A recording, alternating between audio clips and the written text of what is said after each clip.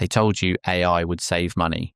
Industry analysts say that AI is rapidly changing the workplace, especially in finance, insurance, customer service, and administrative roles. They told you it would do the work of 10 people for a fraction of the cost. So they cut the 10 people. They announced about 97,000 layoffs last month. That is a 16% increase from April. And as you mentioned, this is the highest May. Amazon, Chegg, Microsoft, Meta, Salesforce. Tens of thousands of jobs gone, replaced by a technology that executives promised was cheaper, faster, and infinitely scalable. Today, AI, and whether AI has already come for our jobs in ways that we're now seeing play out in the headlines of all these tens of thousands of people that are being laid off. From tech companies to fast food chains, the same story played out again and again. Entire teams reduced to a subscription fee. But here's what they didn't tell you. The same billionaires who fired those workers are now quietly pulling back because the thing they replaced them with costs more than the paychecks they cancelled. Is scrambling to slow down its use of AI. Major companies have already exhausted their annual budgets, and some say it's getting more difficult to justify the costs. In the spring of 2026, Microsoft cancelled most of its engineers' access to Claude Code, the coding assistant made by Anthropic. Officially, the company called it tool chain unification, a move toward tools Microsoft could build and control itself. But multiple reports made clear that cost was a major factor. Engineers had been burning through hundreds to thousands of dollars a month each, and the bill was no longer easy to justify. Adoption inside Microsoft had climbed to the high 80s and low 90s in percentage terms among engineers who tried it. According to reporting at the time, it wasn't a tool nobody wanted. It was a tool everybody wanted, and that was exactly the problem. So the company that led the charge into AI-driven layoffs was now rationing the very kind of tool it used to justify them. How did the cheap replacement become the expensive mistake? The answer starts with the people at the top and a culture they built on purpose. Trace it back to 2022, when ChatGPT hit the market and the C-suite saw an opportunity, a tool that could plausibly replace headcount. By 2023, companies weren't just adopting AI. Leadership was mandating it, tying usage to performance reviews, rewarding employees who leaned on it hardest. Within a couple of years, using AI wasn't just encouraged, it was expected. And the way companies measured that expectation was through tokens, the basic unit of how much a piece of AI usage actually costs. This is where it gets deliberate. Executives didn't just allow heavy AI usage, they demanded it as proof of productivity. Public comments from tech leadership made the expectation explicit. A well-paid engineer who wasn't burning tens of thousands of dollars a year in AI usage was treated as underperforming. One well-known executive said, on the record, that if a $500,000 engineer wasn't spending a meaningful chunk of that salary equivalent on tokens by year's end, it would be deeply alarming. Nvidia's own CEO, one of the companies benefiting most from this entire cycle, publicly pushed developers to consume more, not less. The result was a manufactured spending spiral.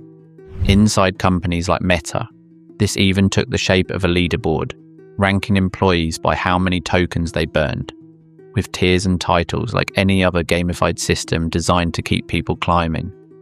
One internal estimate, based on a leaked leaderboard and public list pricing, put Meta's usage at somewhere around $900 million in a single month. Though the company's actual model mix and negotiated rates were never confirmed, usage became a status symbol, inflating demand that had less to do with real output than with looking productive on a spreadsheet. Employees who wanted to look valuable didn't need to write better code. They just needed a bigger number next to their name. At the same time, the data center build-out meant to support all this demand hit a wall. Component shortages, particularly around transformers, switchgear, and other electrical equipment, meant close to half of the US data center projects planned for 2026 were delayed or cancelled, according to Bloomberg reporting. Lead times on high-powered transformers that used to take 2 to 3 years were stretching out to as long as 5. Some analysts pushed back that this number leaned heavily on early-stage, speculative projects, that were unlikely to hit their timelines anyway. But even accounting for that, the gap between promised AI infrastructure and what actually got built was real. Alphabet, Amazon, Meta, and Microsoft were still expected to spend more than $650 billion in 2026 alone on AI capacity. And hyperscalers kept telling investors that demand was outstripping supply, without disclosing how much of that demand they'd manufactured themselves through the very incentive structures they built internally. Regardless of the exact pricing swings, the pattern on the ground was consistent, and it kept repeating at company after company. Uber deployed AI coding tools to 5,000 engineers and watched usage climb to the high 80s and low 90s in percentage terms by the spring. Per engineer costs reportedly ran between $500 and $2,000 a month. The result? Uber burned through its entire multi-billion-dollar AI budget for the year in about 4 months. Its own leadership acknowledged the annual number was gone before the year was even half over. Microsoft's internal numbers told a similar story inside its windows. Microsoft 365, Outlook, Teams, and Surface Teams.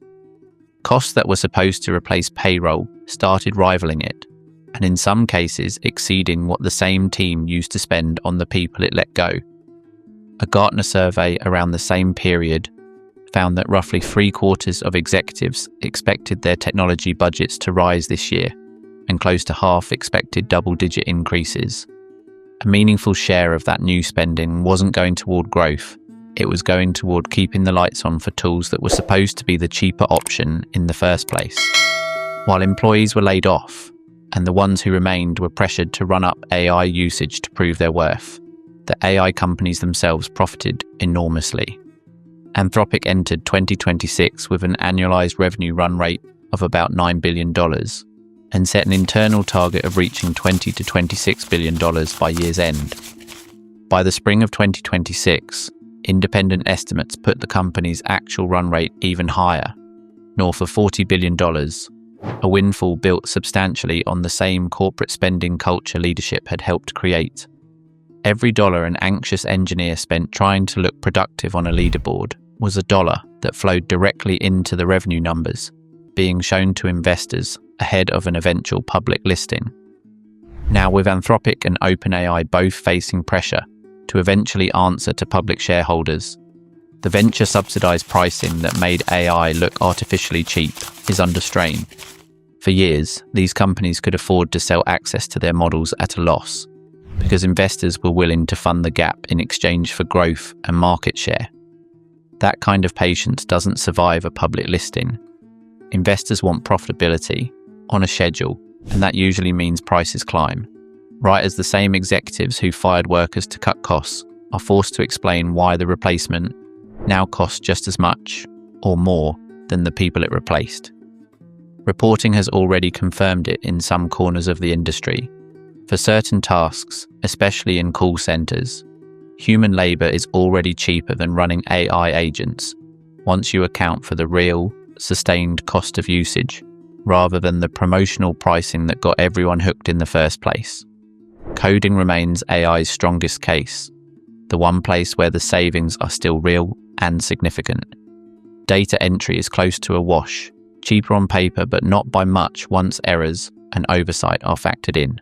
But the blanket promise that AI replaces workers for less no longer holds everywhere leadership claimed it would, and the gap between the sales pitch and the spreadsheet keeps getting harder to explain away. Think about what that actually means. Companies fired real people, with real paychecks, real mortgages, and real families depending on them, based on a promise of dramatically lower costs.